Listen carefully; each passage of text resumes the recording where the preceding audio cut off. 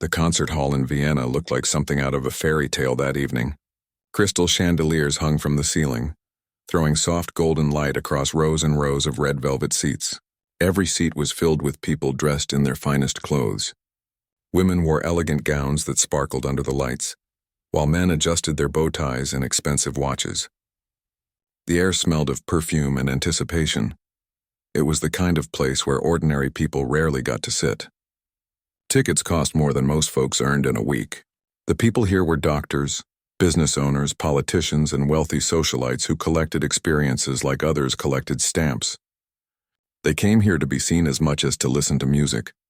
At the front of the stage sat a magnificent black piano. The Steinway grand piano gleamed under the spotlight like a sleeping giant. Its polished surface reflected the lights above, and just looking at it, you could tell it cost more than a house. This was not an instrument for casual playing. This was a piano that demanded respect. The murmur of conversation filled the hall.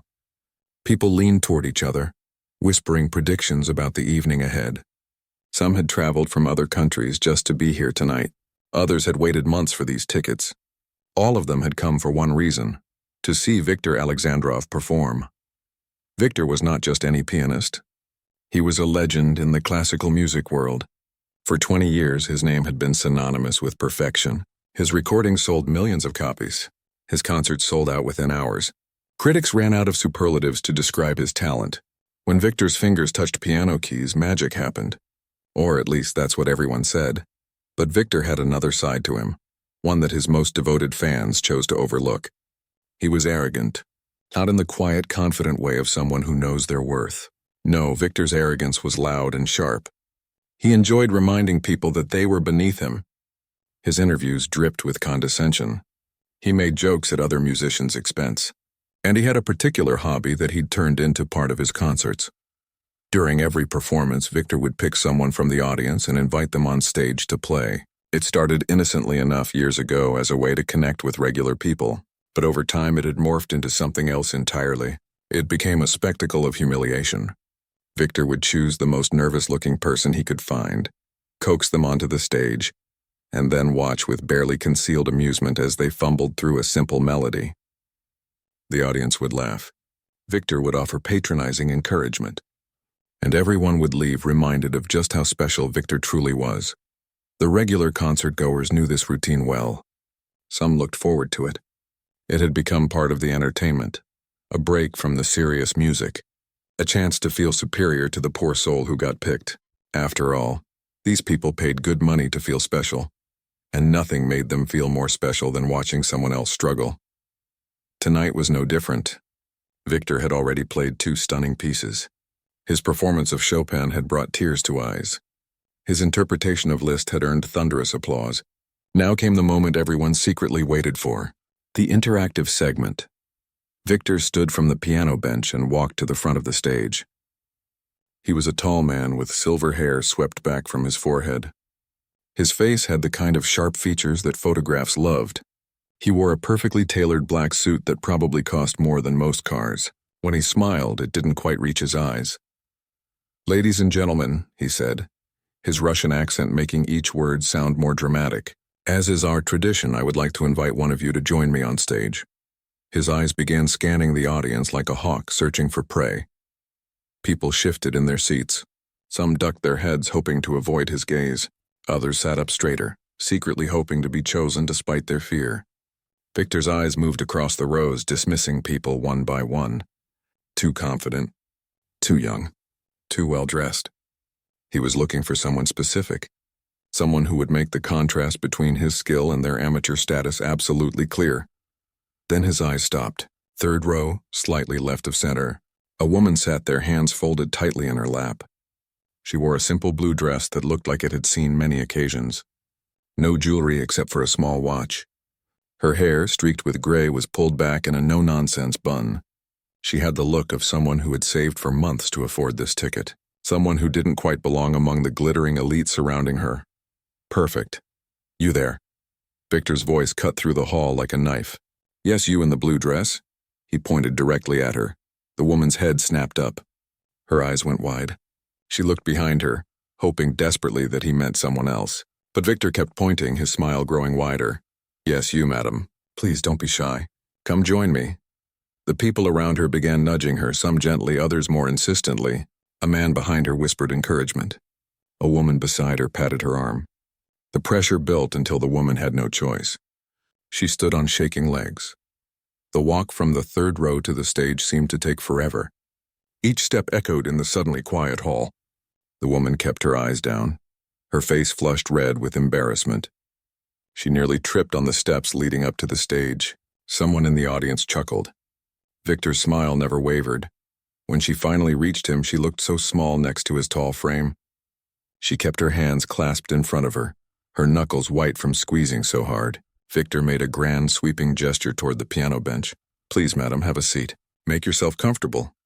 His tone was friendly enough, but there was an edge to it. The audience knew what was coming. They leaned forward in anticipation. The woman approached the piano like it might bite her. She sat down carefully on the edge of the bench, her posture stiff and uncomfortable.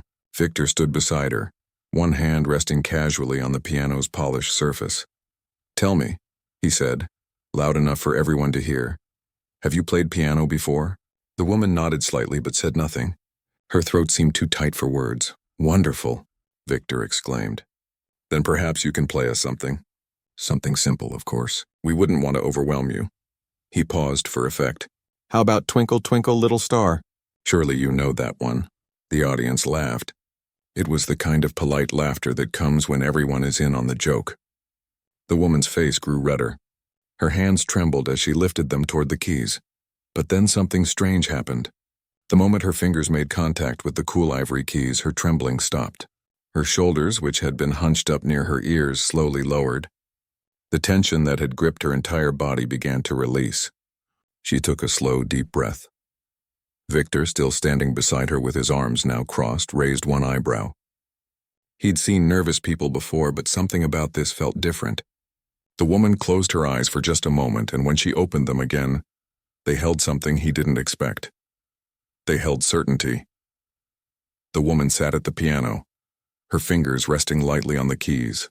Victor stood beside her, his expression a mixture of amusement and impatience. He was ready for the embarrassment to begin, ready for the stumbling attempt at a children's song, ready for the nervous laughter and the relief when he would finally take over and show everyone how it should really be done. The audience waited too. Some felt a little sorry for the woman. Others were already smiling in anticipation of the awkward performance. A few checked their watches, wondering how long this would take before they could get back to the real music. But the woman didn't start playing right away. She adjusted her position on the bench, moving it slightly forward. Her hands hovered over the keys and she flexed her fingers once, twice. It was a subtle movement, but anyone who had studied piano would recognize it. She was warming up, preparing.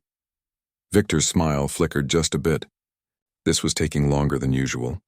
Most people he picked would dive in immediately, eager to get it over with.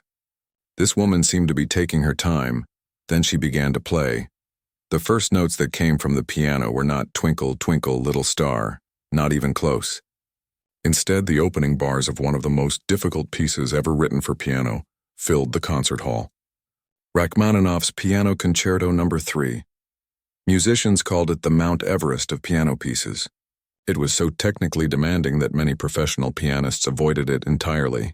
The passages were treacherous. The timing was brutal. One wrong move and the whole thing could collapse. But the woman's fingers moved across the keys with absolute confidence. The notes poured out, crystal clear and perfectly timed. Her left hand thundered through the bass notes while her right hand danced across the higher keys, creating a melody that seemed to float above the powerful foundation below.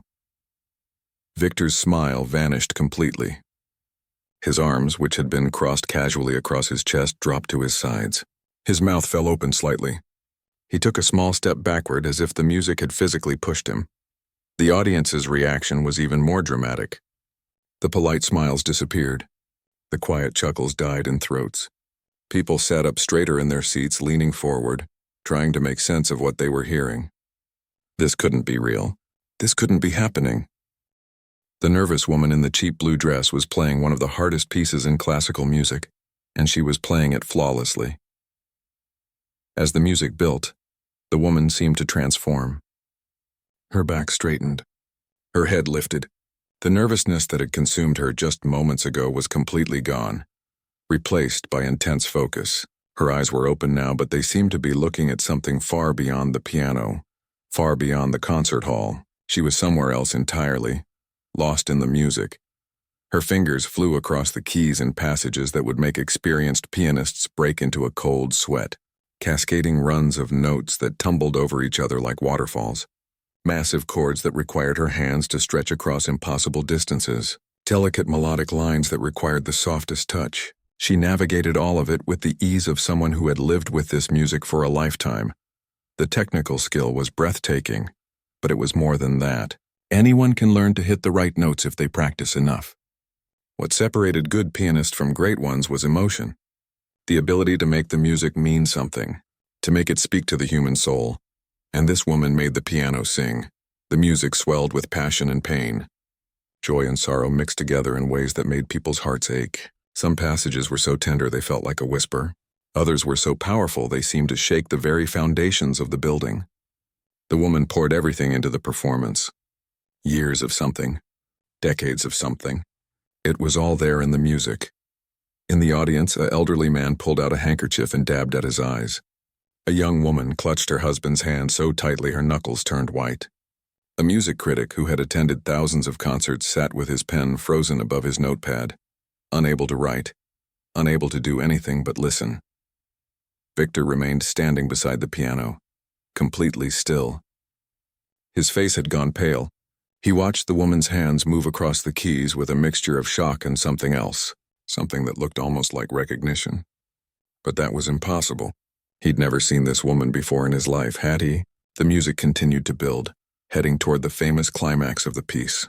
This was the part where even the best pianists sometimes faltered. The part where the technical demands were so extreme that maintaining both precision and emotion seemed almost superhuman. The woman didn't falter. Her fingers hammered out the thundering chords with perfect timing. The melody soared above the chaos below, clear and pure. The entire hall seemed to vibrate with the sound. It was as if the piano itself had come alive, as if it had been waiting its whole existence to be played like this. People in the audience weren't just listening anymore. They were experiencing something. Some had tears streaming down their faces. Others sat with their eyes closed, letting the music wash over them. A few gripped the armrests of their seats, overwhelmed by the intensity of it all. This wasn't just a good performance. This was the kind of performance that people would talk about for the rest of their lives, the kind that would become a story passed down. "I was there the night," they would say, and everyone would lean in to listen. As the piece moved into its final section, the woman's playing somehow became even more intense. Her whole body moved with the music now. She swayed slightly with the rhythm, leaned into the powerful passages, pulled back during the delicate moments. It was like watching a dancer and a musician combined into one. Victor's shock had deepened into something else now. His eyes narrowed as he stared at the woman's profile, the way she tilted her head during certain passages, the way her shoulders moved. Something about it was familiar. A memory tickled at the edge of his mind, but it was from so long ago, buried under decades of his own success and ego. The audience had forgotten to breathe. Every eye was locked on the woman at the piano. In the upper balcony, a teenager who had been forced to attend by his classical music-loving parents sat transfixed, suddenly understanding for the first time why people cared about this kind of music. In the front row, a famous conductor found himself mentally conducting along, marveling at her interpretation. The music raced toward its conclusion. The final passage required the pianist to play impossibly fast while maintaining perfect clarity.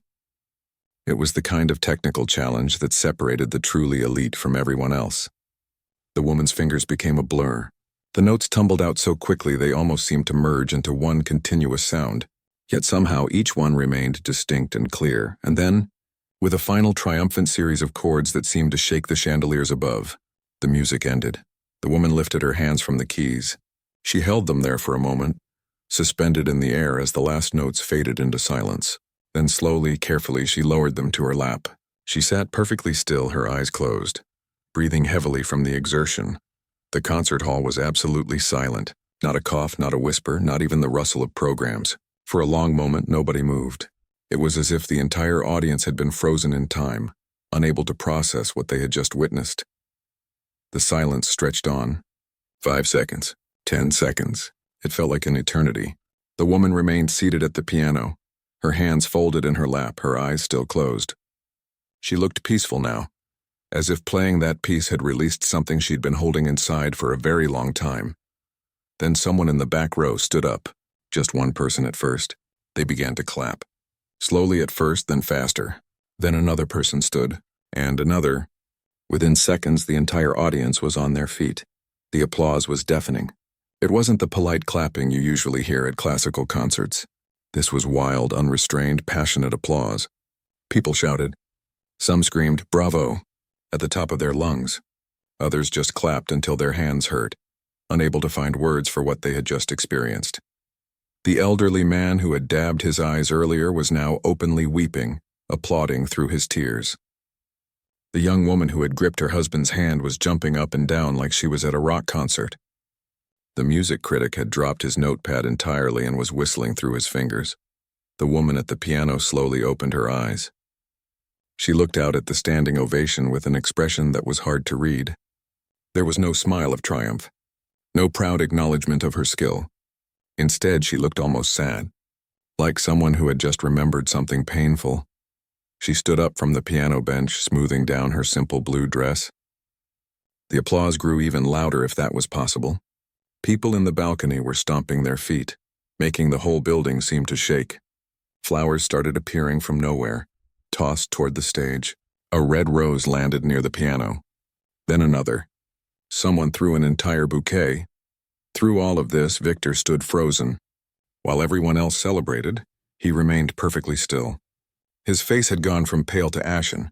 His hands trembled slightly at his sides. He was staring at the woman with an intensity that bordered on disbelief. The woman turned to face him. For the first time since she'd sat at the piano, she looked directly into his eyes. The sadness in her expression deepened. She took a step toward him, and despite the roaring applause around them when she spoke, her voice cut through clearly. "You don't remember me, do you, Victor?" Her words hit him like a physical blow. His eyes went wide. His mouth opened and closed, but no sound came out. The confidence that usually radiated from him had completely evaporated. He looked lost, confused, terrified. He started, his voice hoarse. "I'm not sure. Your face seems—" "It's been 30 years, the woman said quietly. "I suppose I've changed. We all have." She glanced down at her worn dress, then back at his expensive suit, some more than others. The applause was finally starting to die down. People were taking their seats again, though the excited murmuring continued. They sensed something was happening on stage. Something beyond just a surprising performance. The energy in the room had shifted from celebration to curiosity. Victor's mind was racing. 30 years. 30 years ago, he had been a student. 30 years ago, he had been at the conservatory in Moscow. 30 years ago. His face went from ashen to completely white. "Elena?" The name came out as barely a whisper. The woman nodded slowly. "Yes, Victor, it's me. Elena Morozova." The name hung in the air between them. Victor looked like he might collapse. He actually reached out to steady himself against the piano. Some people in the front rows were close enough to hear the conversation. They leaned in fascinated, but how? "I thought you—" Victor couldn't seem to form a complete sentence. His legendary composure had shattered completely. "You thought what?" Elena asked. Her voice wasn't angry. It was calm, almost gentle, but there was steel underneath. "You thought I had disappeared. Given up music? Gone crazy, perhaps?" At the word crazy, Victor actually flinched. It was a small movement, but Elena saw it. She nodded, understanding crossing her face. "Ah, so you do remember that part at least." More people in the audience were picking up on the tension now. The murmuring was getting quieter as people strained to hear. A few pulled out their phones, sensing that something important was happening. This wasn't part of the usual script. Elena turned slightly to address the audience. Her voice was stronger now, carrying across the hall. "Ladies and gentlemen, I apologize for the confusion. Allow me to introduce myself properly. My name is Elena Morozova. 30 years ago, Victor and I were classmates at the Moscow Conservatory. We were both students, both pianists, both competing for the same future." Victor made a small sound, almost like a groan. He seemed to shrink into himself. Elena continued, her words measured and clear. We were friends once. Or at least I thought we were. We practiced together. We encouraged each other. We pushed each other to be better. I was good. Victor was good too. Maybe I was a little better. Maybe he was. It didn't seem to matter back then. We were young. We both had dreams. The audience was completely silent now. You could have heard a pin drop. This was better than any drama they could have imagined when they bought their tickets. In our final year, we both auditioned for the Tchaikovsky competition, Elena said. For those who don't know, that's one of the most prestigious piano competitions in the world. Winning it can launch a career. It can change your entire life. She paused, looking back at Victor. He had his head down now, unable to meet her eyes. I auditioned first. I played well. Very well, actually. People started talking. They said I was the favorite to win. Elena's voice caught slightly, and for the first time emotion crept into her tone. I was so happy, so naive. I thought talent was all that mattered. I thought if you were good enough, nothing could stop you. Victor's hands were clenched into fists now. His whole body was tense. But then something strange started happening, Elena continued. People began looking at me differently, whispering when I walked by. The teachers, the judges, they started treating me with caution, like I was fragile, like I might break at any moment. She took a deep breath. Rumors had started spreading. Rumors that I was unstable, that I was having a mental breakdown, that my playing was becoming erratic and unreliable, that I couldn't handle the pressure. A gasp went through the audience. Some people were putting the pieces together now. When I performed in the final round, the judges didn't listen to my music, Elena said, her voice growing stronger. They listened for signs of my supposed instability. Every passionate moment became proof of lack of control. Every emotion I poured into the music became evidence that I was falling apart. She turned fully to face Victor now. He still wouldn't look up. I was eliminated in the semifinals. Victor went on to win the competition. He got the recording contract, the concert tours, the fame, everything we had both dreamed of. Victor's shoulders were shaking now. Whether from shame or something else, it was hard to tell. Elena's voice softened. I spent years trying to figure out where those rumors came from, who had started them, why someone would do that to me. It took me a long time to accept the truth. She stepped closer to Victor. It was you, wasn't it? You started those rumors. You destroyed my reputation because you were afraid I might win instead of you. Finally, Victor looked up. His eyes were filled with tears. His face was a mask of anguish. When he spoke, his voice was broken. Yes. That single word fell like a stone into still water. Yes. The admission hung in the air, impossible to take back. Victor's face crumpled as he said it, and for a moment the legendary pianist looked like a frightened child caught in a terrible lie. The audience reaction was immediate and visceral. Gasps echoed through the hall. People turned to their neighbors with shocked expressions. Some covered their mouths with their hands. Others leaned forward in their seats, unable to believe what they were hearing. This wasn't just gossip or speculation. This was a public confession of betrayal. A woman in the fifth row actually stood up, her face red with anger. You ruined her life, she shouted. Several people around her nodded in agreement. The mood in the hall had shifted completely. These people had come to worship at the altar of Victor's genius. Now they were seeing him as something else entirely, something much smaller and uglier. Victor seemed to realize that everyone was watching. Everyone was listening. There was no escaping this moment. His carefully constructed image, built over decades of performances and interviews and public appearances, was crumbling in real time. He wiped his eyes with the back of his hand, a gesture that seemed far too human for someone who had always presented himself as untouchable. I was young, he said, his voice trembling. I was ambitious. I was terrified. He looked up at Elena, his eyes pleading for understanding even though he had no right to ask for it. You were so talented, Elena, so much better than me in so many ways. You had this purity in your playing that I could never match. Every time you performed, it was like you were sharing a piece of your soul.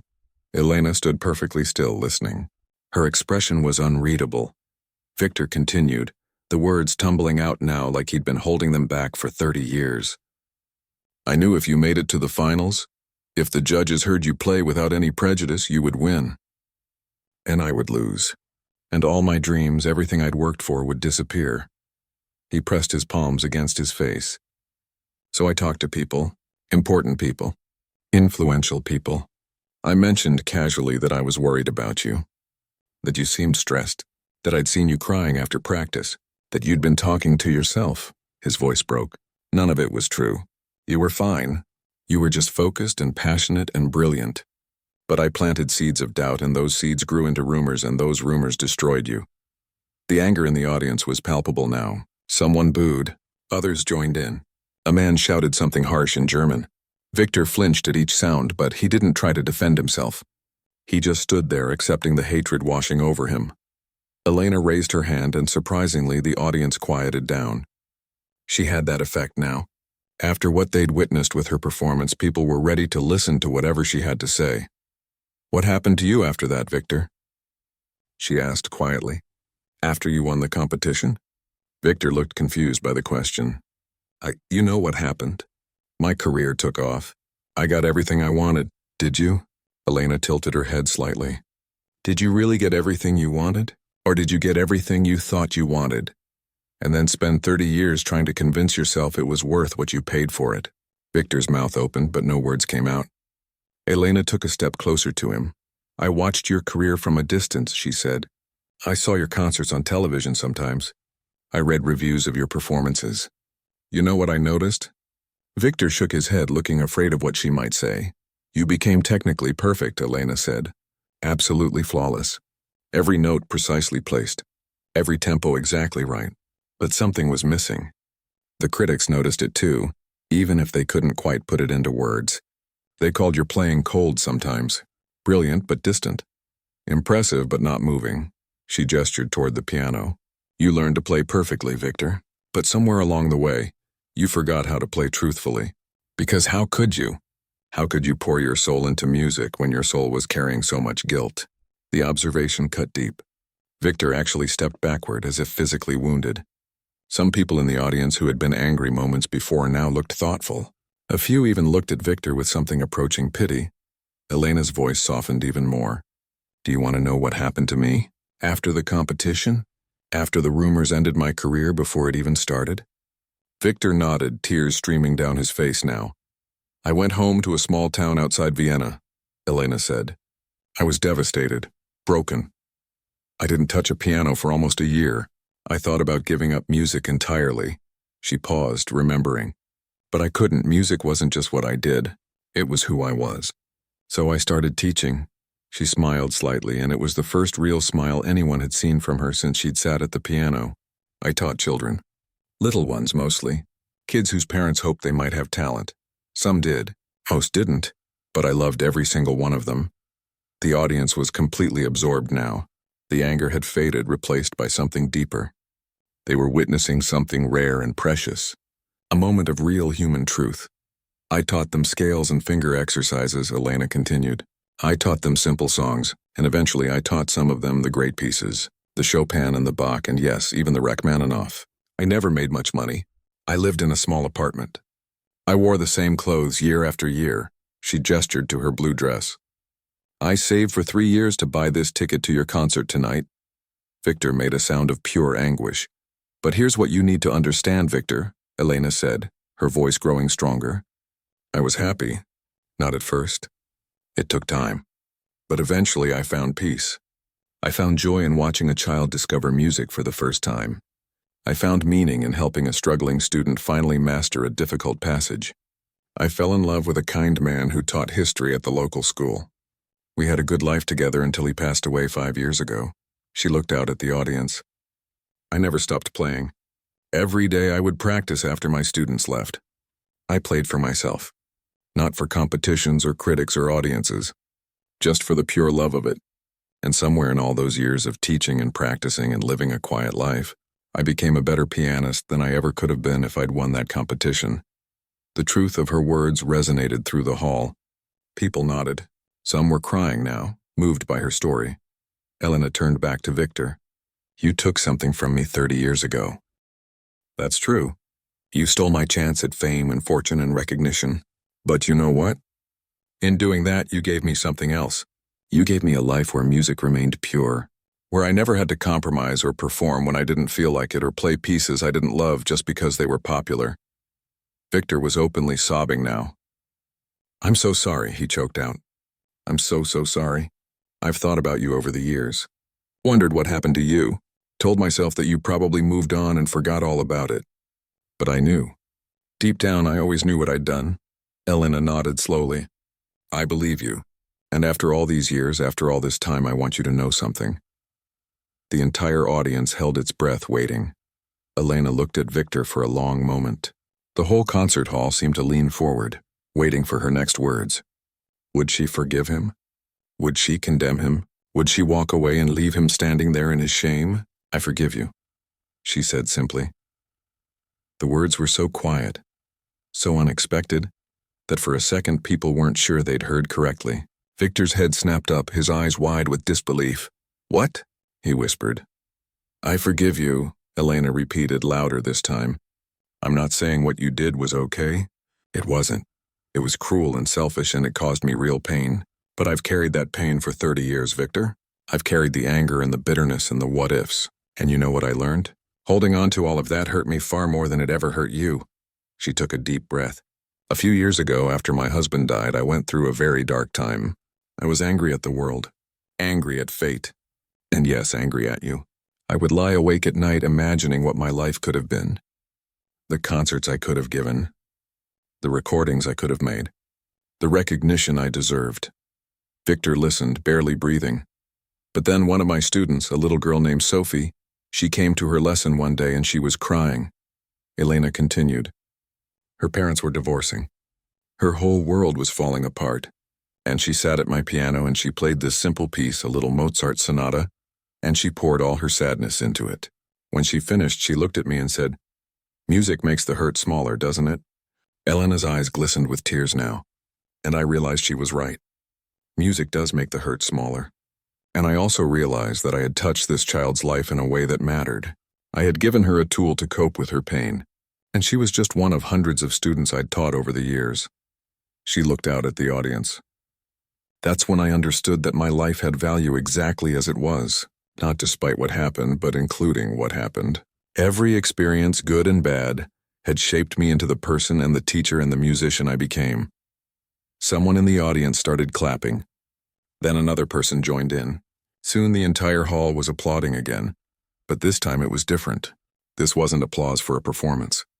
This was applause for courage, for grace, for the kind of wisdom that only comes from living through pain and coming out the other side. Elena waited for the applause to die down, then turned back to Victor. But forgiveness doesn't mean forgetting, and it doesn't mean there shouldn't be consequences. Victor's expression became fearful again. What do you want from me? I want you to tell the truth, Elena said firmly. Not just here tonight in front of these people.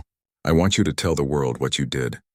I want you to use your platform, your fame, your influence to make sure no young musician ever has their career destroyed by lies and manipulation again. Victor nodded vigorously. Yes, of course. I'll do it. I'll tell everyone. I'll make it right.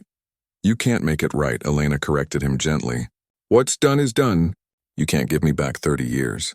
But you can use those years you took from me to help others. That would mean something. Victor pulled out his phone with shaking hands. I'll post something right now, on all my social media. I'll tell everyone what I did. Good, Elena said. She walked over to the piano bench and sat down again. But first, I think we should play something together. Don't you? Victor looked at her in complete shock. You want to play with me? After everything? Elena smiled. Music is bigger than our mistakes, Victor. It's bigger than our egos and our jealousies and our regrets. That's what makes it beautiful. That's what makes it healing. She gestured to the piano bench. There's room for both of us. Victor approached slowly, like he couldn't quite believe this was happening. He sat down beside her, and for a moment they just looked at the keys together. Two pianists who had started in the same place 30 years ago and taken such different paths. What should we play? Victor asked quietly. You choose, Elena said. Victor thought for a moment, then his fingers found the opening notes of a piece. It was a duet. A beautiful composition written for 4 hands on one piano, something they had played together as students back when they were friends. Elena's hands joined his, and together they began to play. It was magical. Victor's technical precision combined with Elena's emotional depth created something neither could have achieved alone. Their hands moved around each other effortlessly, like dancers who had practiced together for years. The music swelled and receded, playful one moment and profound the next. The audience watched in wonder. This was history happening right before their eyes, a story of betrayal and forgiveness, of talent and redemption, of two people finding their way back to the pure joy of music. When they finished, the ovation was even longer than before. People were on their feet immediately, cheering and crying and applauding until their hands were sore. Victor and Elena stood together, holding hands, and bowed to the audience. After the concert ended and people began to file out, still buzzing with excitement, Victor was true to his word. He posted a long statement on all his social media platforms. He told the whole story, what he'd done to Elena, how he'd built his career on lies and sabotage, how he'd let guilt poison his music for decades. He didn't try to excuse himself or soften the truth. He laid it all bare. The post went viral within hours. News outlets picked it up. Music magazines wrote think pieces. Some people called for him to be stripped of his awards. Others praised his honesty and courage in confessing. The classical music world was turned upside down, but something else happened too. People started looking for Elena. They wanted to hear her play. They wanted to know her story. Within a week, she had offers from concert halls around the world. Recording companies reached out. Magazines wanted interviews. At first, Elena was overwhelmed. Then she made a decision. She would accept some of the opportunities, yes. She would finally get to share her music with the world. But she wouldn't give up teaching. Her students needed her, and she needed them. 6 months later, Elena gave her first major concert at the same Vienna hall where everything had changed. Victor was in the audience, sitting in the third row. When she finished playing, he stood and applauded louder than anyone. After the concert, they met backstage. Victor had something to show her. It was a foundation he'd created, funded with a significant portion of his own wealth. The Elena Morozova Foundation for Young Musicians. It would provide support and protection for talented young artists, ensuring they could pursue their dreams without fear of sabotage or manipulation. It's not enough, Victor said. It will never be enough, but it's a start. Elena looked at the paperwork, then at Victor. She saw the gray in his hair now, the lines around his eyes. She saw someone who was finally, after 30 years, learning to play music from the heart again. It's a good start, she agreed. They stood there for a moment, two old friends who had lost each other and found their way back through the one language they both spoke fluently. The language of music. Thank you, Victor said softly, for giving me a chance to be better. For showing me that it's never too late to tell the truth. Elena smiled. Thank you for asking me to play that night. Even if it started as a joke, it ended up being the greatest gift. You gave me my voice back. As the years went on, both of them continued to perform and teach, sometimes separately, sometimes together. Victor's playing changed. It became warmer, more vulnerable, more human. Critics noticed the transformation. They said he'd finally found his soul. And Elena, after decades in the shadows, stepped into the light she had always deserved. Not with bitterness, but with grace. Not seeking revenge, but seeking connection. Their story became legendary in the music world. A reminder that talent can't be buried forever. That truth has a way of surfacing. That forgiveness, while difficult, can set both the forgiver and the forgiven free. And somewhere in a small town outside Vienna, a young girl named Sophie sat at her piano, playing a piece her beloved teacher had written just for her, carrying forward a legacy of music made not from ego or ambition, but from love.